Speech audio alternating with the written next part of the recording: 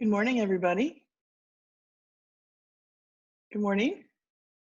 Can y'all hear me? Am I on? I know that probably everybody says that all the time, right? Can you hear me? Can you hear me now?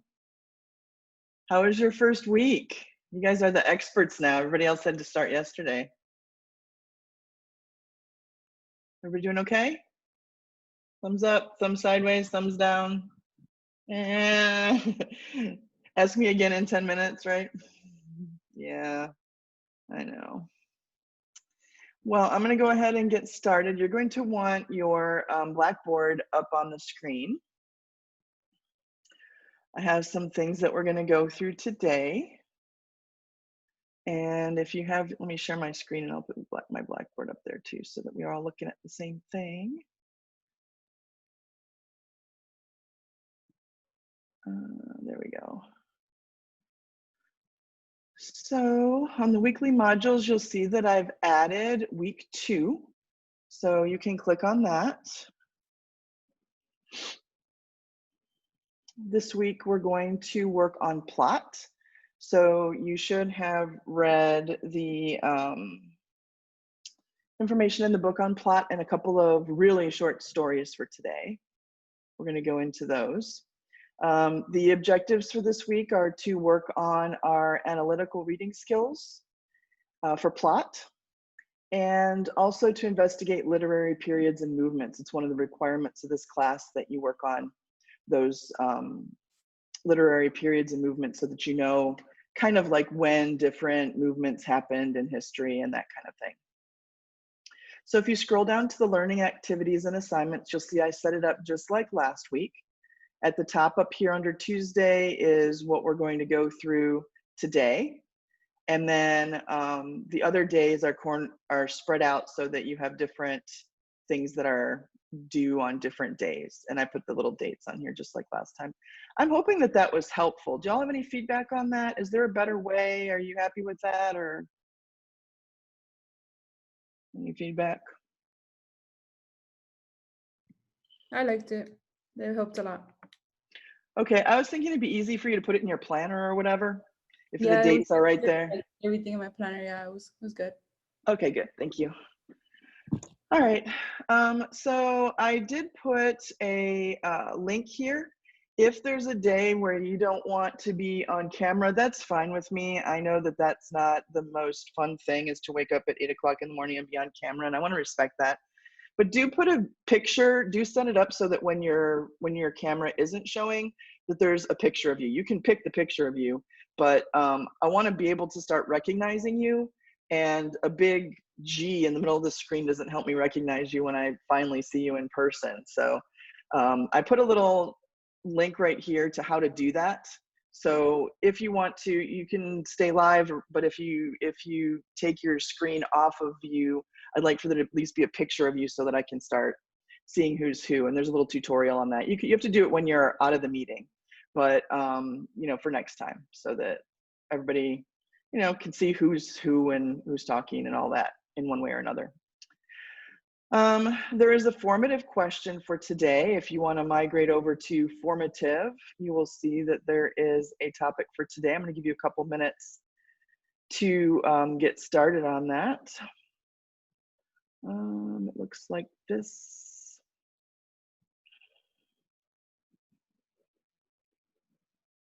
There's 2 videos. Actually, maybe we'll save it for later. I forgot there were videos on this one. There's 2 short videos. We read a short story called Snow for today. So I have a couple of like 2 or 3 minute videos that I'd like for you to watch, where Julia Alvarez is talking about her life experiences.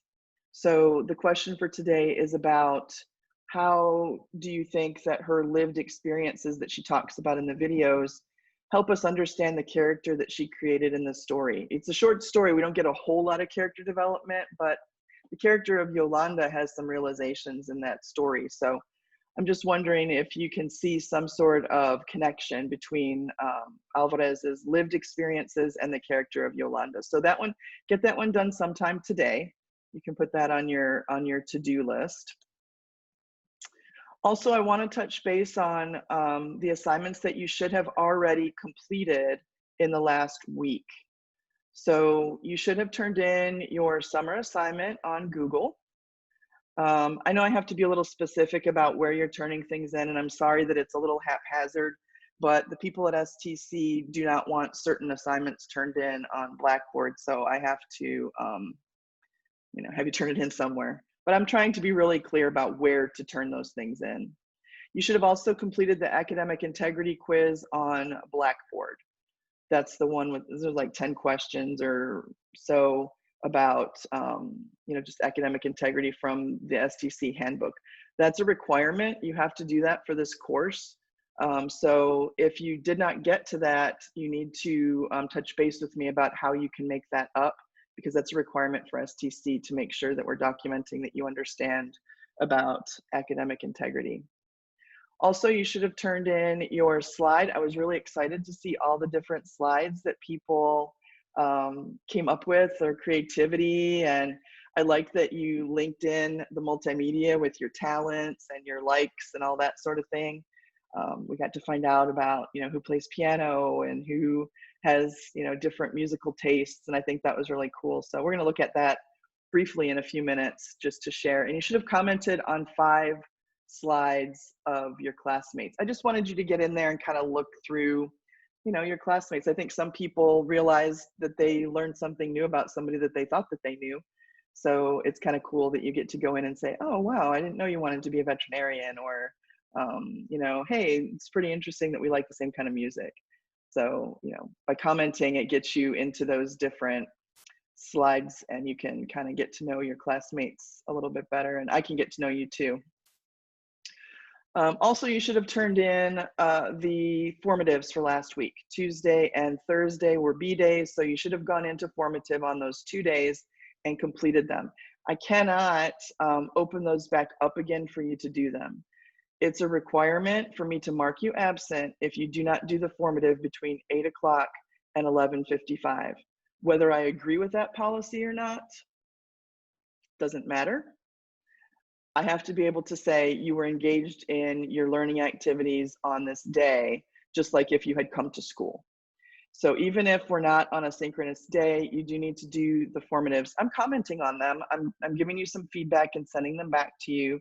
So hopefully when you sign into formative, you can see a little dialogue that I have going on with those.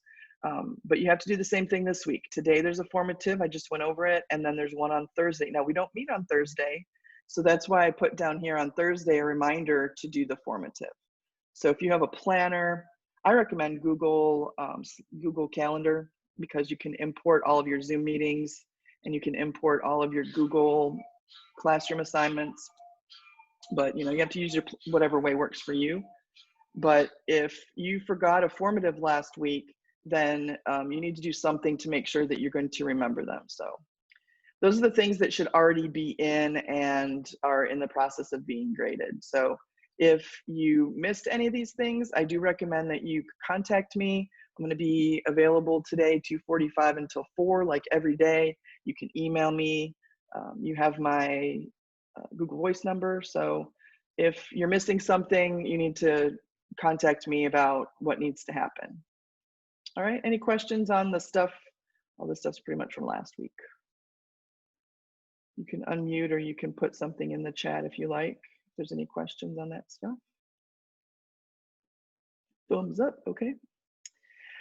All right, let's move on to the part for today. There's a couple things from your assignment last week that I want to touch on and give you an opportunity to ask any questions about. And then we're going to go over the notes that you did on plot from the textbook. And we'll talk about the 2 stories that you read for today in light of plot. So we'll kind of like practice what's in the textbook about plot using the 2 stories that you read for today.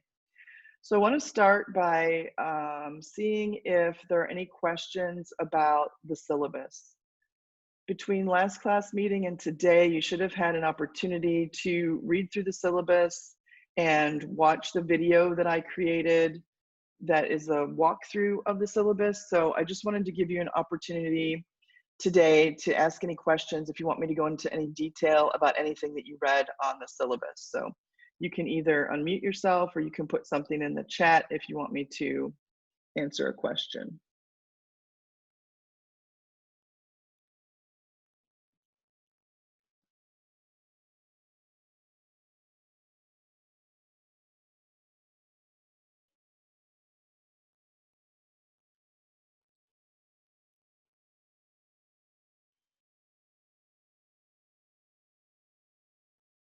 Everybody's good?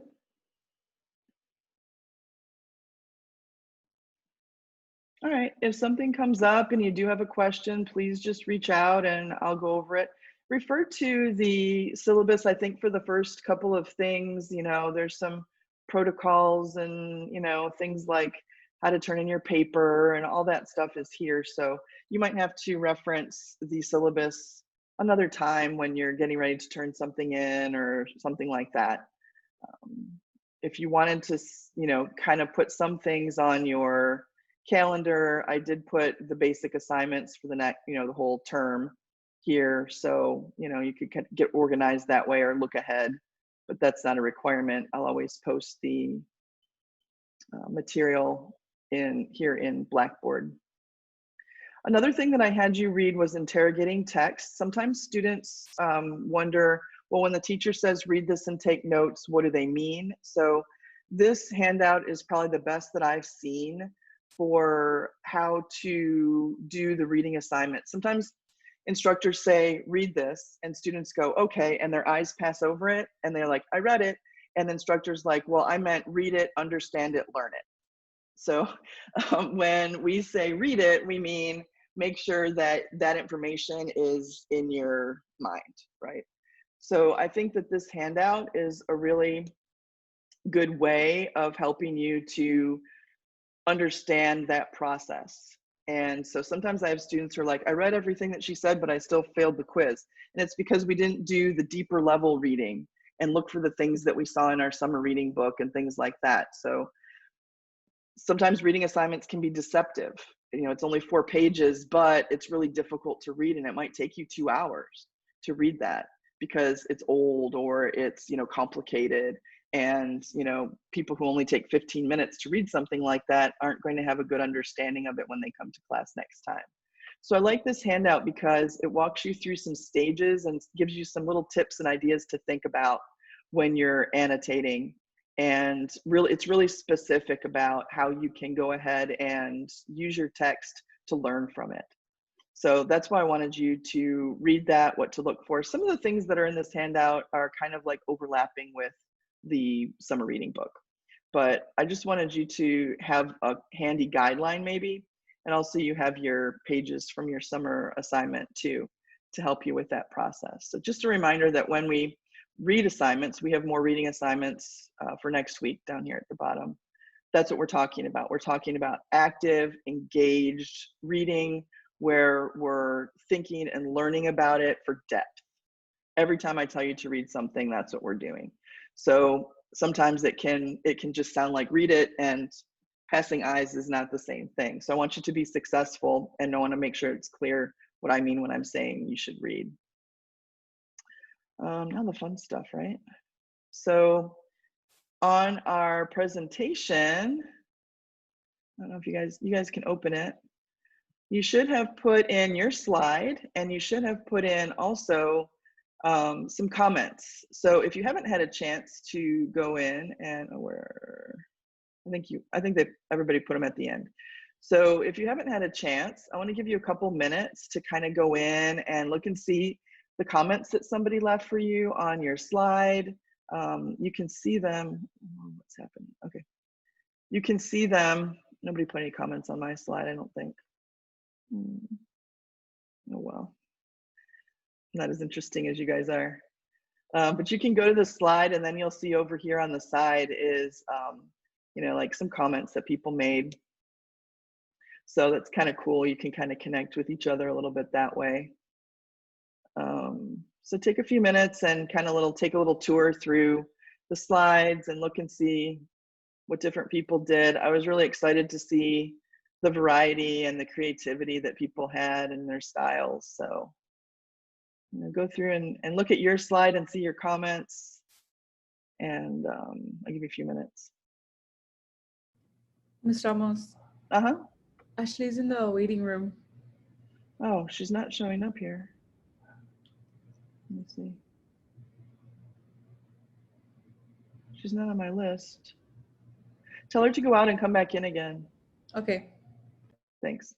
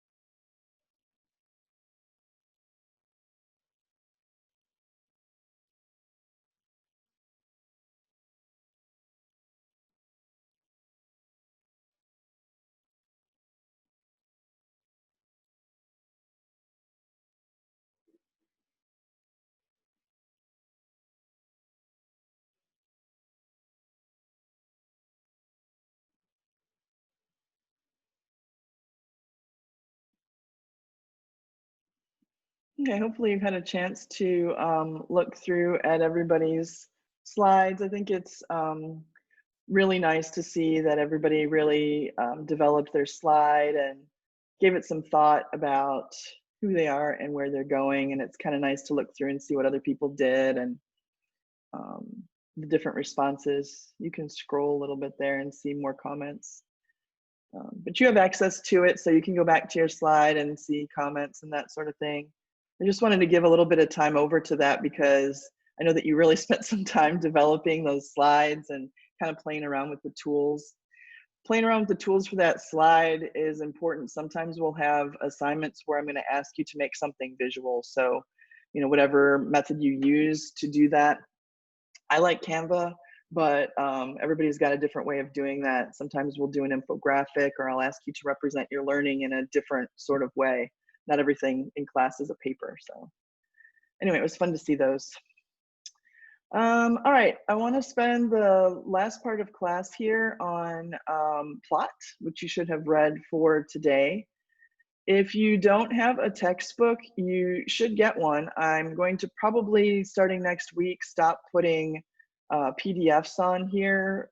They're not the greatest anyway. It's better to look at the book. So if you need a copy of the book, they are still available at school. You can go up there and check one out. It looks like this. I don't know, can you see me or do I have to take off of the thing? It looks like this. There's also a picture of it on the Start Here page on the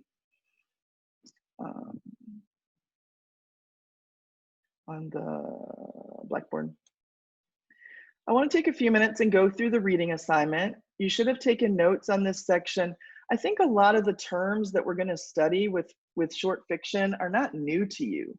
I feel like, you know, plot's something that teachers have been talking about for a long time. So the way I'm going to talk about plot today is how do we talk about plot in an advanced way and how do we analyze for plot? So the first step of that is identifying what's happening with plot.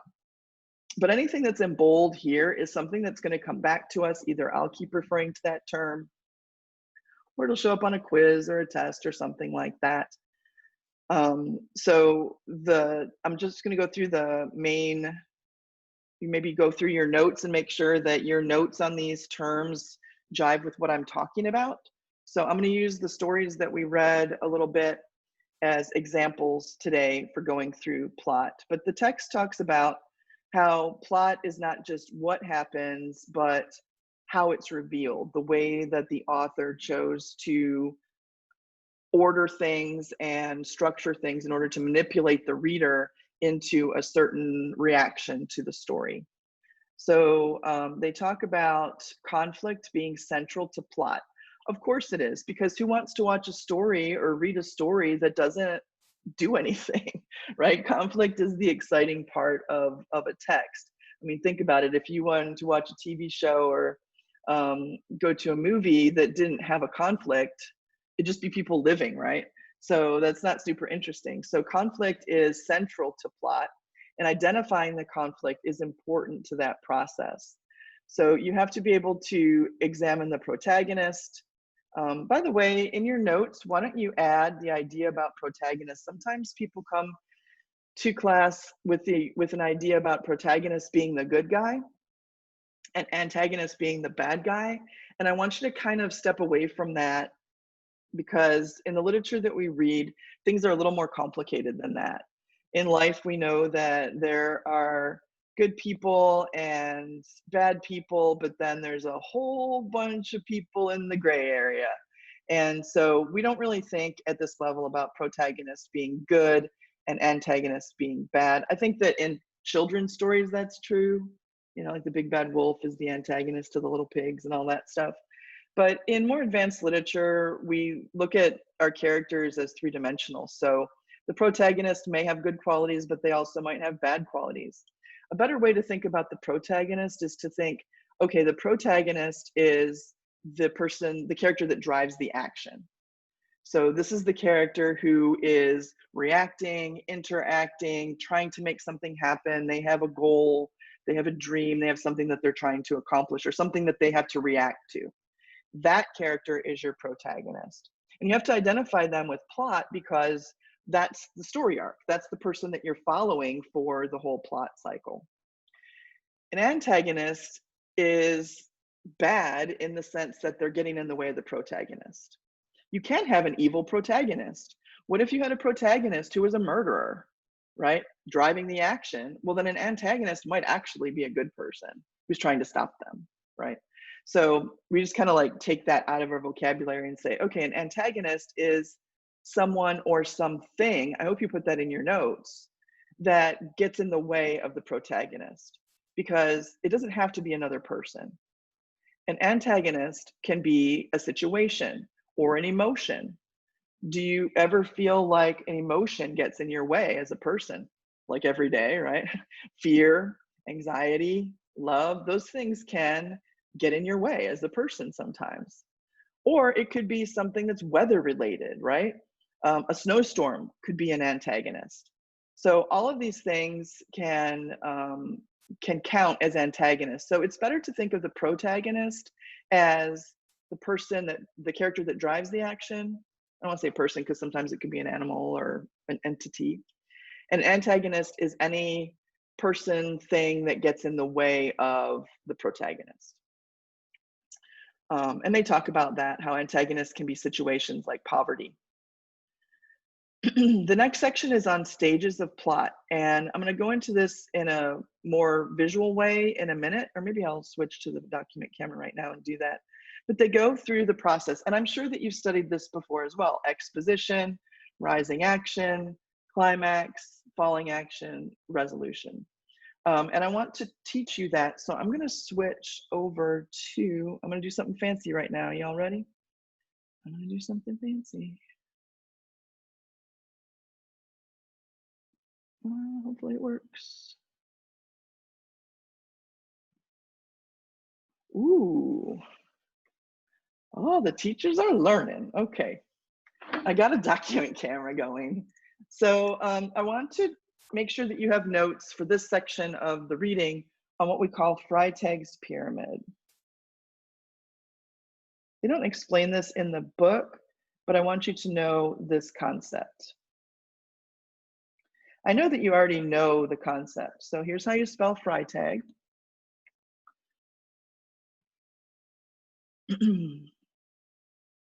So probably in previous English classes, you've probably studied this before. It's a diagram that sort of simplifies plot, and it turns plot into something that looks like this.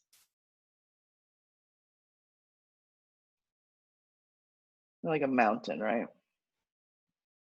That's not really how it is. Most plots are more like this.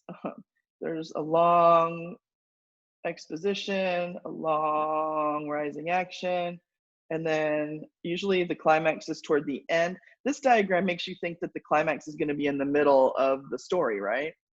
But usually there's a long exposition, a long rising action, a climax, falling action, resolution.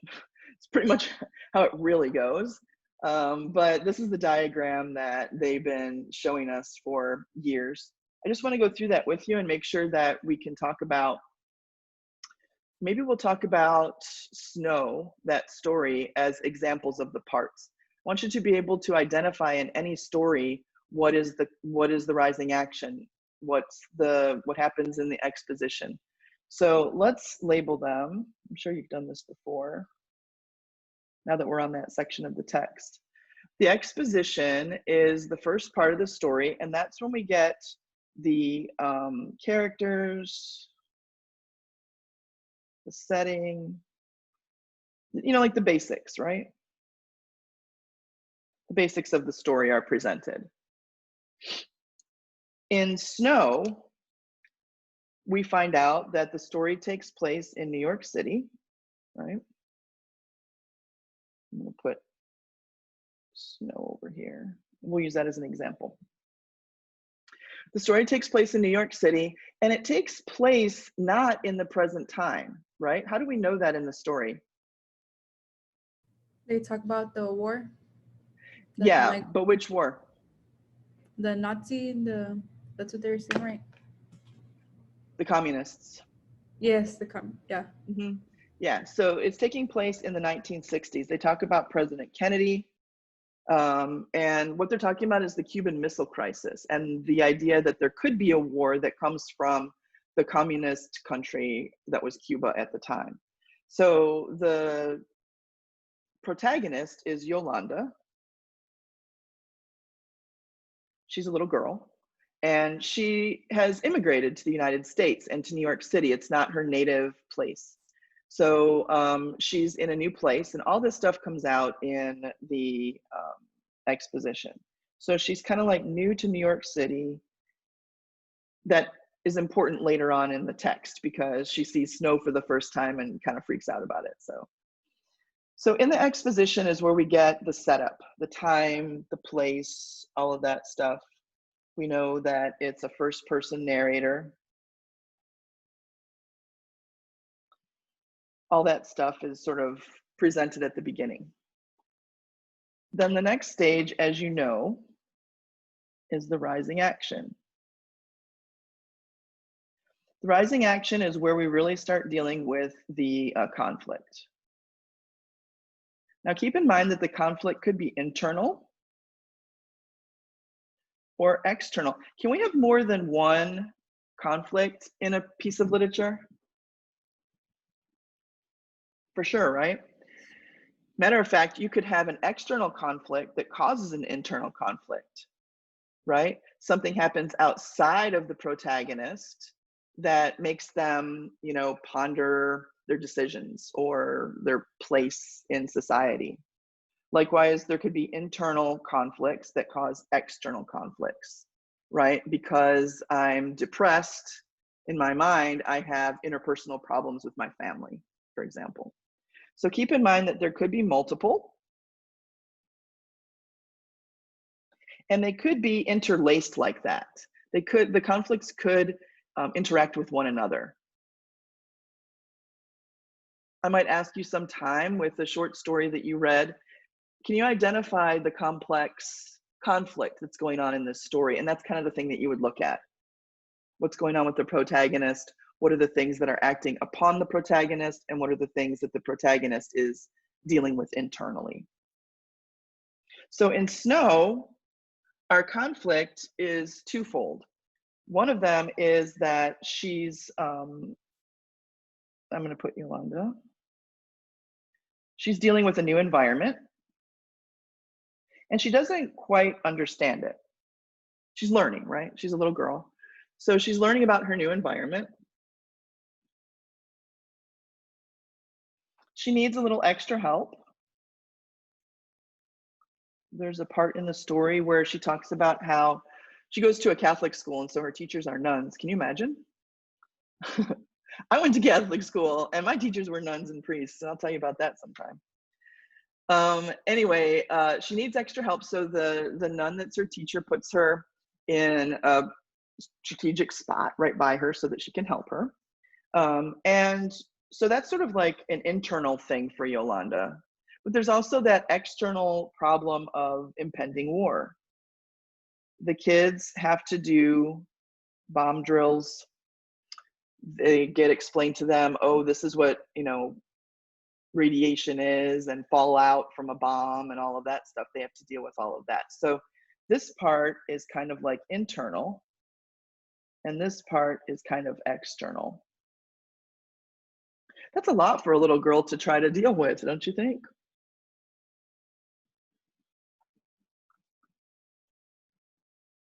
So it's a really short story, but as time goes on here, she starts to assimilate. She, you know, has her class. She's got a good relationship with her teacher, Sister Zoe.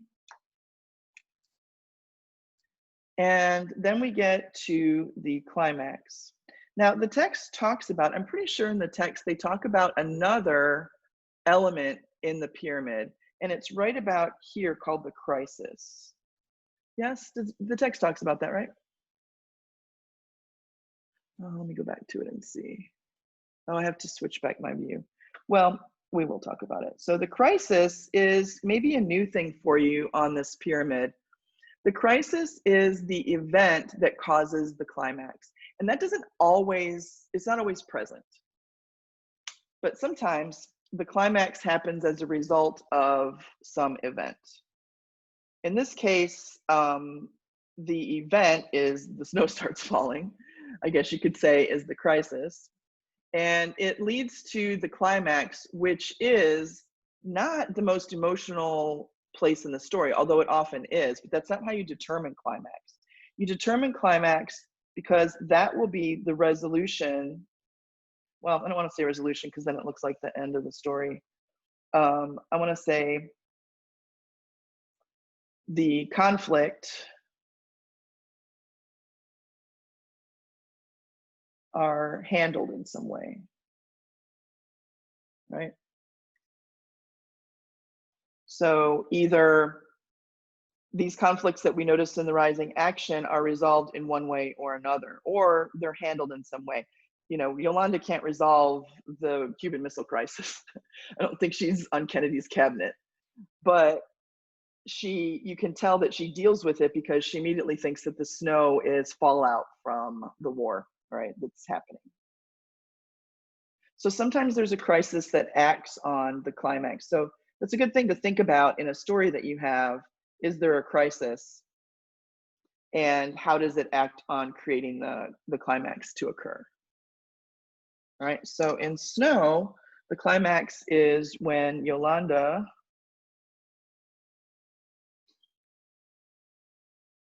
reacts to the snow. The snow starts falling and she's like, oh no, like it's what you prepared us for. And then the nun has Sister Zoe has to tell her, no, it's just snowing, right? And that speaks back to this internal conflict, right? She's new, she's in a new environment, she needs extra help. So in a way, she learned something new and important. I mean, it's gonna snow a lot in New York City. So the idea is that she is developing in her understanding of her new environment. But she has kind of like a freak out moment, and that's the climax of the story. It is probably the most emotional moment of the story, but the way that we determine the climax isn't, let me go and look and see where the most emotions are. The way we determine climax is to say, where does something from the rising action come to a point, right?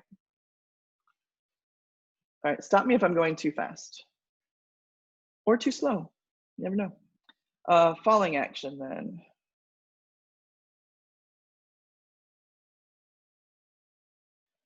So falling action is all the consequences of the climax. So as a result of this event in the story, these things happen.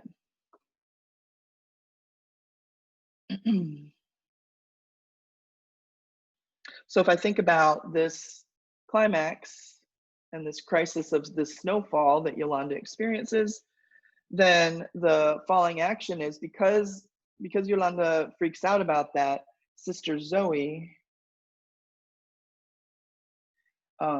explains snow to her, right?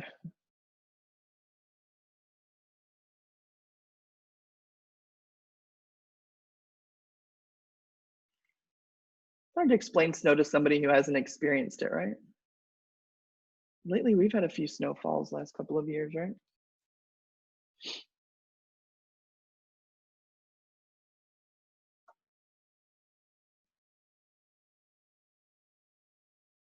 Now there's one more part of the pyramid, and we'll go back to the text after I diagram this last part for you, and that is the resolution. The text also uses the French term denouement, which you can certainly use if you want to sound fancy and Frenchy, but I'm just going to say resolution.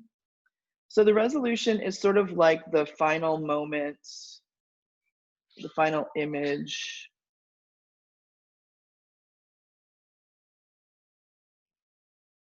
that we're left with. In this case,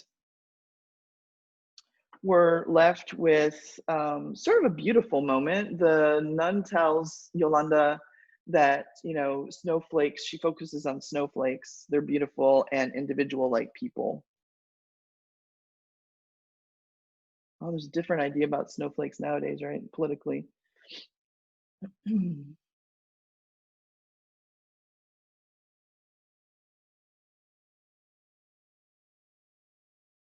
So Sister Zoe kind of takes it to this philosophical plane that snowflakes are all individual.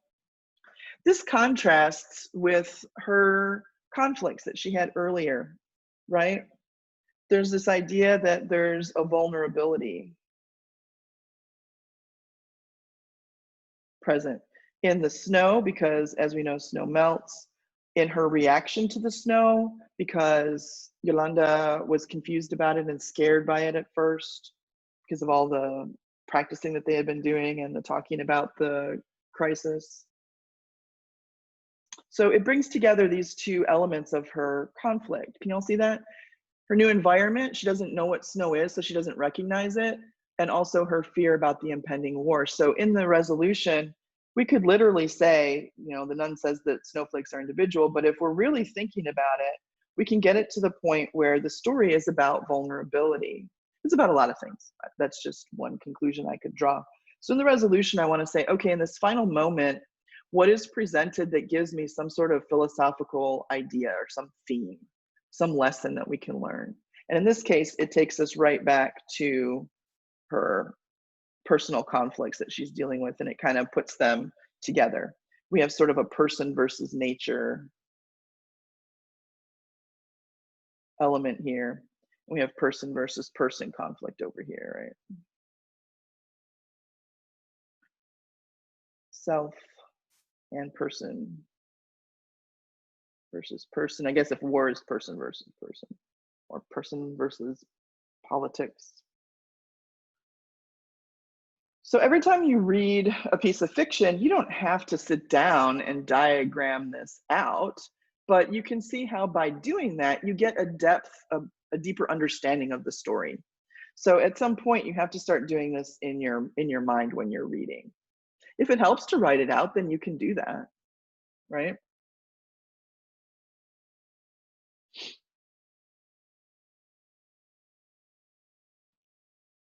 Let me go back to the text now and shift to.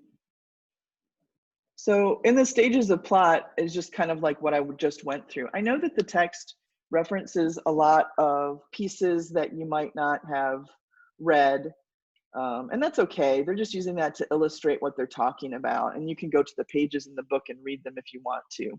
But yeah, there's where they talk about crisis, right here on page 202. So this crisis right here is diagrammed on that Freytag's pyramid. So I just went through the plot section that's there on that page. And you have the diagram to help you. The next part in the text is about flashback and foreshadowing and how authors manipulate the chronological order of things in a story to tell it the way they want to tell it and to reveal it. I think the thing to remember about flashback and foreshadowing, it's good to notice those things because it's a manipulation of time order for a purpose. An author doesn't just put in flashback or foreshadowing or anything really, imagery, metaphor, in order to make it more interesting. That is not the reason that an author does anything in their story. So we kind of have to throw that analysis out the window. There is a true function to flashback. Maybe it is to solve some suspense, right? Why is this person so upset about X? I don't understand why she's so upset about X. Insert flashback to her childhood. Now we understand why she's so upset about X, right? So usually flashback informs. Maybe put this in your notes because I don't think the text goes into this. Flashback, the function is usually to inform. It's your job to figure out what it's informing. Fill in the blanks, right? Foreshadowing is a device that's mainly used for suspense. So foreshadowing will be put in, that's looking forward, right?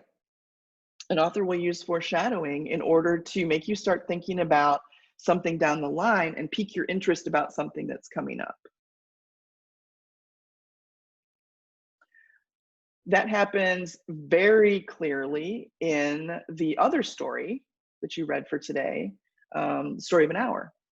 because at the very beginning in the exposition, the author mentions that the protagonist, Mrs. Mallard, has a heart condition, and that everybody like sort of walks on eggshells around her because they don't want to upset her. And they had to go in and like when they thought her husband was dead, they had to like really break it to her gently. Well, that is foreshadowing. You don't really know about foreshadowing when it's happening. You know about it when you're done reading the story, because you go back and you say, oh, you know what? She dies of a heart attack, right? The joy that kills. I knew from the very beginning that she had a heart problem. So that foreshadowing seems like just a detail at first, but after the story plays out, I go back and I say, oh, you know what? I'm pretty sure that Chopin put that in there on purpose, right? To give a sense of a little bit of, okay, well, this woman's fragile. Okay, well, and they treat her fragilely through the story. So I feel like foreshadowing is usually an element of suspense. And if you put that in your notes, flashback is usually informing and filling in the blanks. Foreshadowing is usually a tool that's used to predict or to create suspense. So instead of just saying, oh, the author put in foreshadowing to make it more interesting and more appealing to the reader, never write that. That's something that's basically saying, I don't know why that foreshadowing is there. You want to say, okay, well, what suspense is the author trying to create? What are they trying to do to me as a reader by dropping that in there? We'll practice that, don't worry. What's another term that they talk about here? Okay, then there's a checklist. I like that this textbook has these little checklists at the end. They kind of say, if you're going to write about plot, what are some questions that you would answer? If I asked you to write an essay right now about one of the stories that you read for today, you could, well, number one would be the most boring essay, but some of these other things might yield a really interesting written piece. So sometimes, you know, we ask you to write an essay about the plot and you have to figure out what your topic's going to be. So these questions really help you to focus on that. Is there anything from the book that I didn't really go over or that you have a question about from your reading assignment?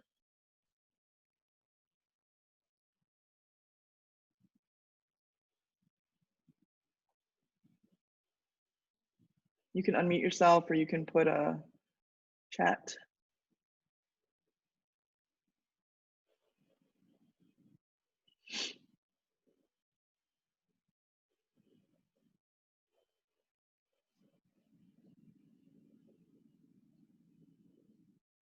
Okay. So the last thing is plot elements in Story of an Hour and Snow. I think I went through and did a really thorough job with Snow when I was going through the pyramid.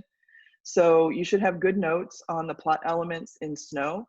I want you to maybe spend a little time today, just for your own practice, going through Story of an Hour. Why don't you try to work out Freytag's pyramid? This is an assignment. I just think it would help you to internalize plot, is to go through Story of an Hour and figure out, where is the climax? Is there a crisis? What is the main conflict?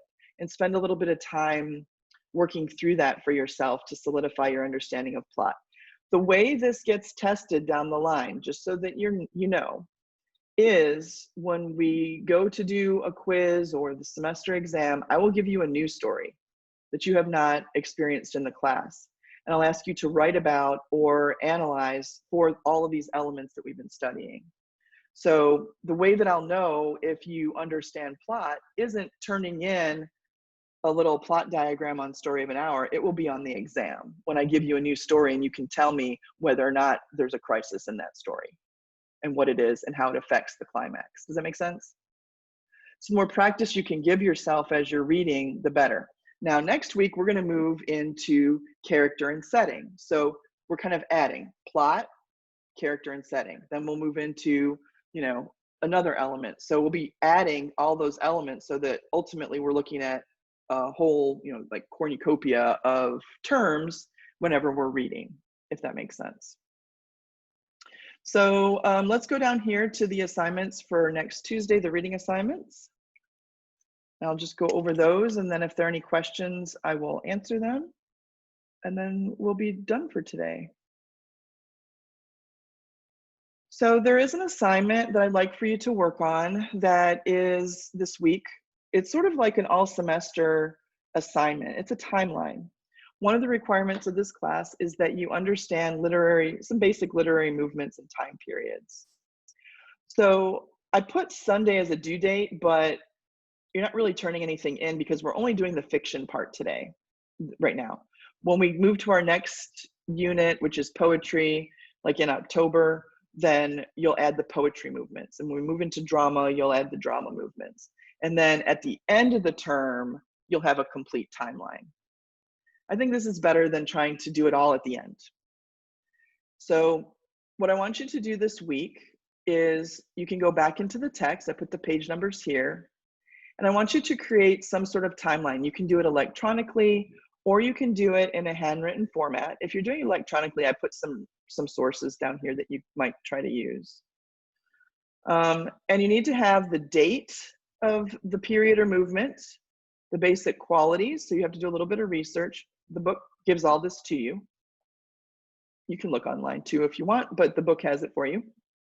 Examples of literature from that movement, just the titles and writers from those movements. Now for fiction, you're only looking at 3. So for this week, I want you to create a timeline that places on a continuum of time, realism, modernism, and postmodernism. So you need to explore what are those things? What are the characteristics of those things? What is some literature from those movements? And who are some writers? And then you need to put them on your timeline. Did those happen in the 1950s? Did that movement happen in the 1890s? So you're creating a timeline and you're dropping in wherever those 3 movements existed on that timeline by doing your research. But leave a lot of space because you can see that when we get to poetry, there are some more that we're going to drop into the same timeline. And then in drama, we're going to do the same thing. So, but right now we're just dealing with fiction. So there are just 3 for this week. Are there any questions about that assignment?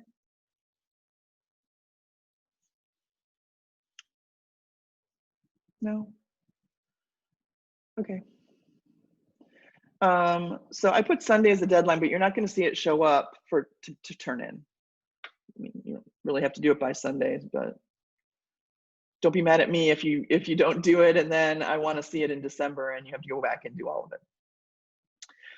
Okay, the other things, there are 2 things I want you to read for background information and for notes, and that is character and setting. I did put the PDFs on here. I don't know if you have your book or not. If you don't have your book, you need to get it this week from school. I don't have PDFs of every selection from the textbook, so you're going to want to rely on your textbook sooner or later, but I know some people are catching up, so that's fine. Character and setting, you need to read. I'm hoping that you realize today that even though plot is something that you've been learning about for many years, maybe there's some deeper elements to it that we're going to be examining. The same thing is true for setting, and the same thing is true for character. We're going to talk about things like, how does the setting affect the characters? How does it affect our reading of the story that it's set in a certain place, and what was the author trying to do with that? So go through and make notes. Anything that's in bold is something that you should make notes about because it will probably pop up somewhere.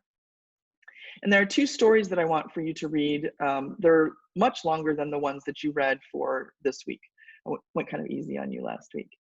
The first story is called Battle Royal, and that is in your book on page 287. I also gave you, I don't think this is a PDF, but I think it's a link to it online in case you don't have your book. While you're reading, make notes on character development, plot, setting, all those things that you're working on right now in our topics.